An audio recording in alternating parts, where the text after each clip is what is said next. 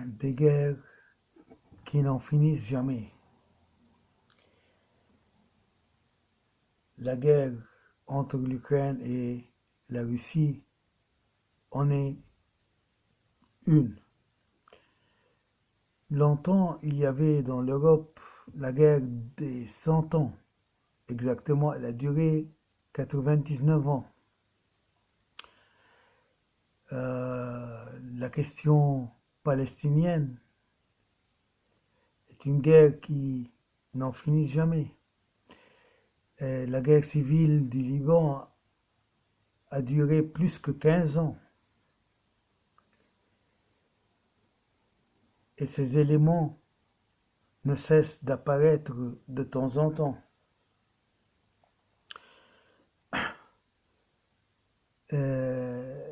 La guerre irakienne, c'est-à-dire la guerre irako-iranienne, a duré longtemps. La spécificité de cette guerre, de cette dernière guerre, par exemple entre l'Irak et l'Iran, a été créée pour durer.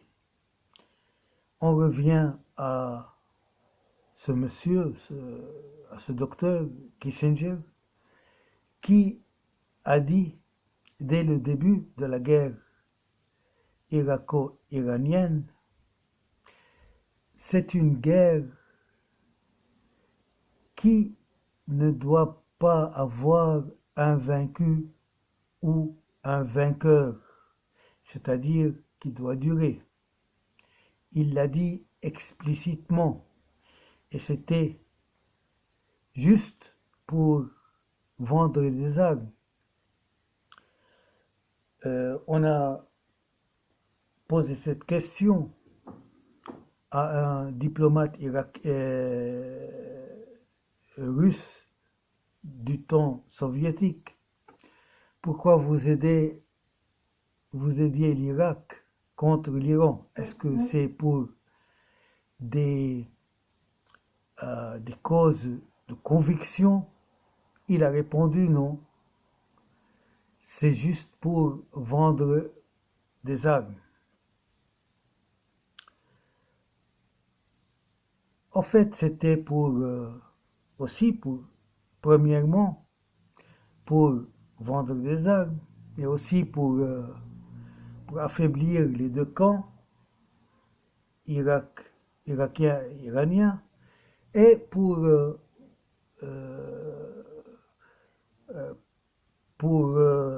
un peu cesser le danger de la révolution iranienne du côté soviétique. Plus tard, l'autre docteur, Zhigo Brzezinski, a créé le gouffre afghan contre l'Union soviétique, au lieu de l'expansion iranienne, religieuse iranienne.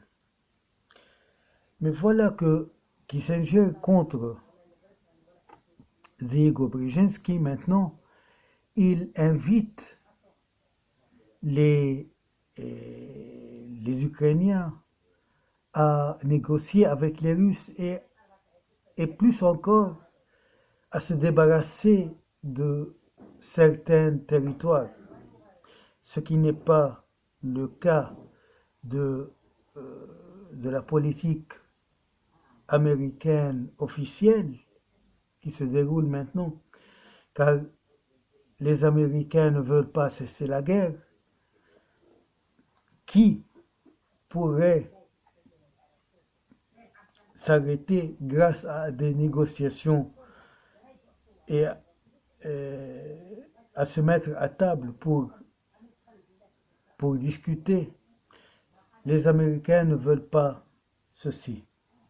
Ils veulent prolonger la guerre. Et c'est une question euh, de guerre de pétrole et de gaz. Comme la Yougoslavie, c'était c'était une guerre voulue pour, euh, pour arrêter le chemin du gaz russe vers l'Europe. Et l'Afghanistan aussi, pour arrêter un certain chemin de pétrole de l'Arabie, des pays arabes du Golfe vers le Pakistan, l'Inde et l'autre bout du monde. Maintenant, l'Ukraine, la guerre de l'Ukraine, c'est pour stopper aussi le chemin de gaz euh, à partir de la Sibérie jusqu'à l'Allemagne. Et je ne sais pas qui a vraiment, qui a vraiment arrêté ce chemin, les Russes ou les Américains. Parce que les deux camps euh, s'accusent de, de cette politique pour dire que voilà, la cause du gaz va déclarer la guerre et va déclarer peut-être une guerre nucléaire. Au début, ce n'est pas la Russie qui a arrêté ce chemin. Mais lorsque la Russie a coupé ce chemin, les Américains aussi se sont rendus furieux. Alors que, en vérité, ce sont les Américains qui, euh, euh, qui faisaient le début de cette guerre et qui mettaient le feu de cette guerre.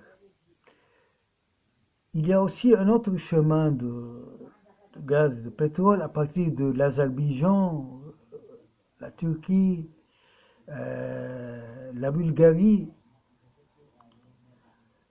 en épargnant que ce chemin passe par la Yougoslavie vers l'Europe. Donc, il y a toujours une concurrence entre deux chemins.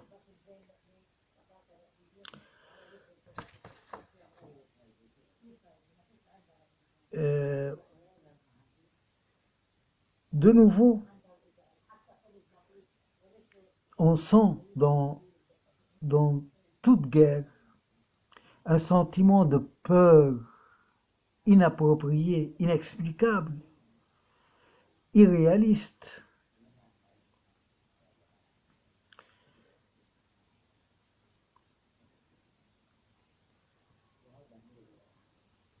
Il y a plusieurs philosophes politiques parlent de l'importance de l'élément de la peur dans les guerres et dans la psychologie humaine.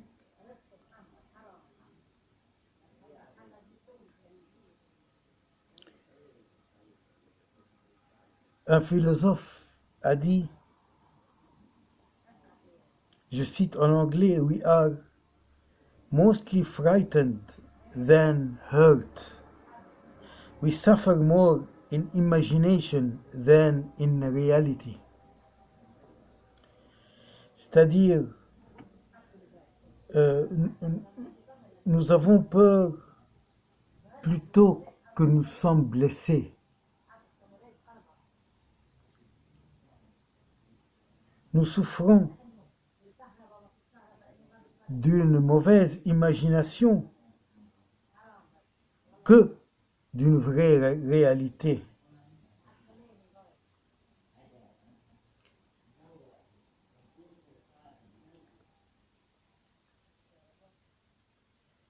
Il y a aussi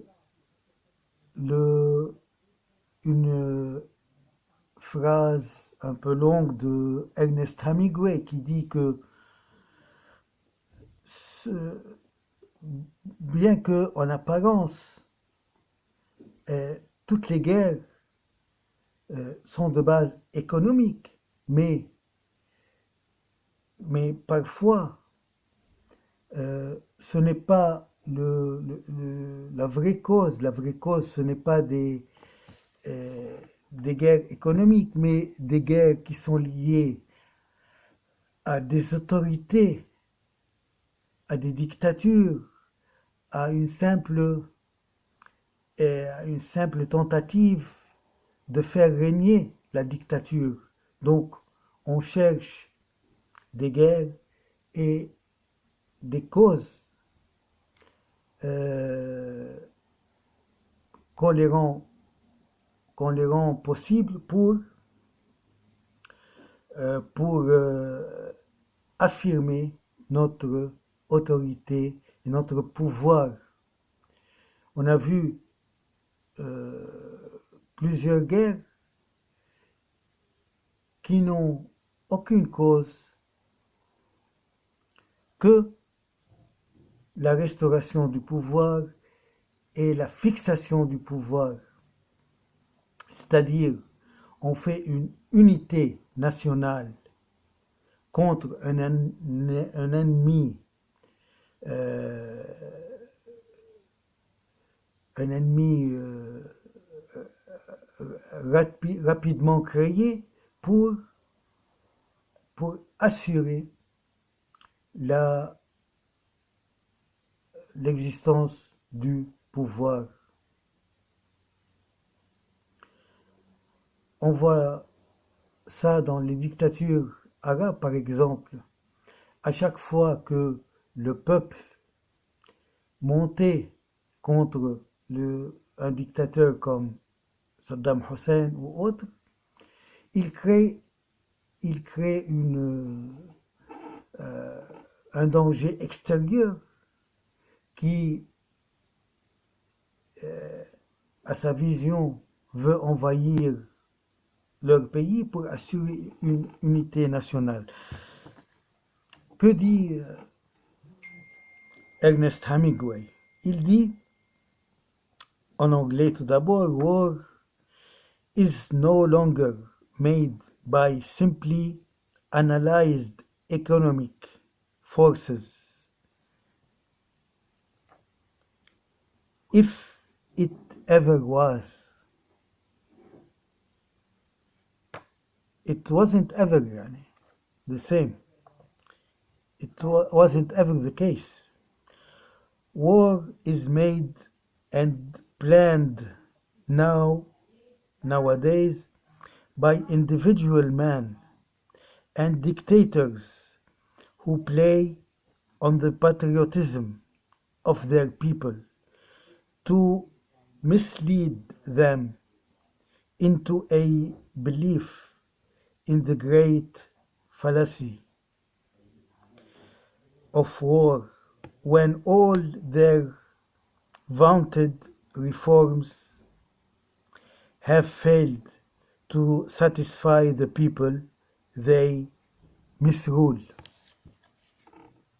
C'est-à-dire, la guerre en ces jours n'est pas toujours économique.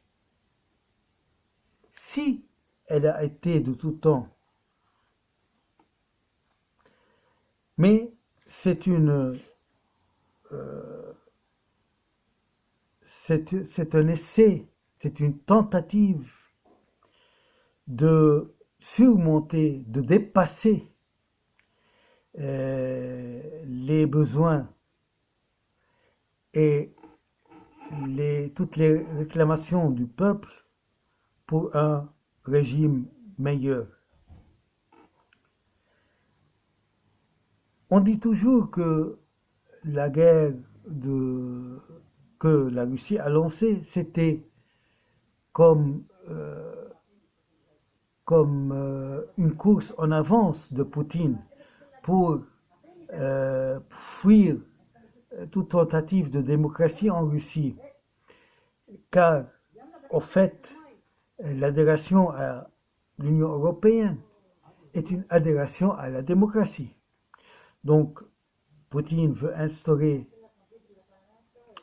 son régime dictatorial et ne veut pas la démocratie. C'est pourquoi il a inventé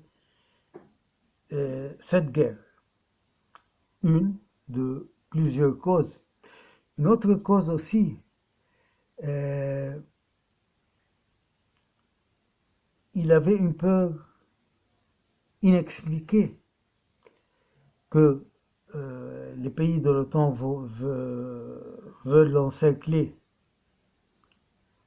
Ce n'est pas explicable, plutôt que il a un peu raison du côté du peuple de Donbass, qu'il a été vraiment dominé et maltraité par le régime de l'Ukraine.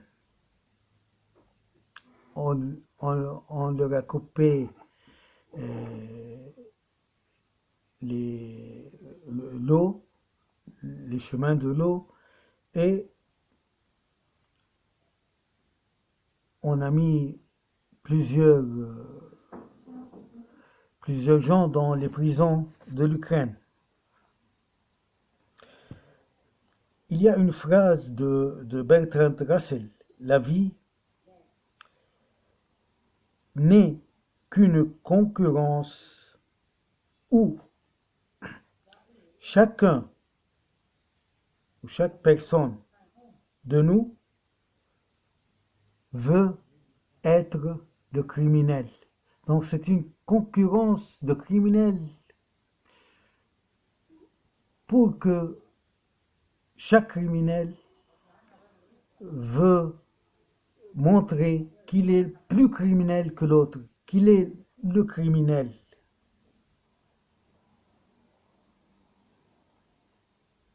Et j'ai parlé dans des vidéos précédentes de la peur dans l'histoire. La peur conduit à de guerres féroces. Par exemple, les Israéliens, pourquoi ils ne donnent pas un État aux Palestiniens? Parce qu'ils ont peur, et c'est une peur non expliquée, parce que Israël est un État nucléaire. Pourquoi elle a peur? Mais elle a peur que un jour les Palestiniens réclament plus de territoire et mettent en danger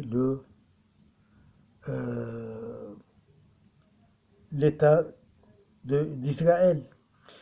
Que dit John Locke? John Locke dit: What worries you masters you. Ce qui vous fait peur vous contrôle. Donc les gens sont contrôlés par la peur et non pas par la raison.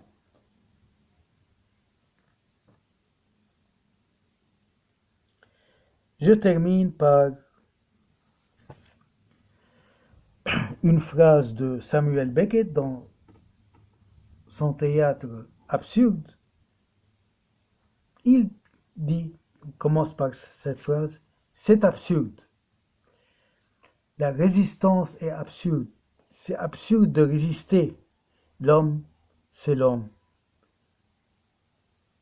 Et l'essence de l'homme ne change pas.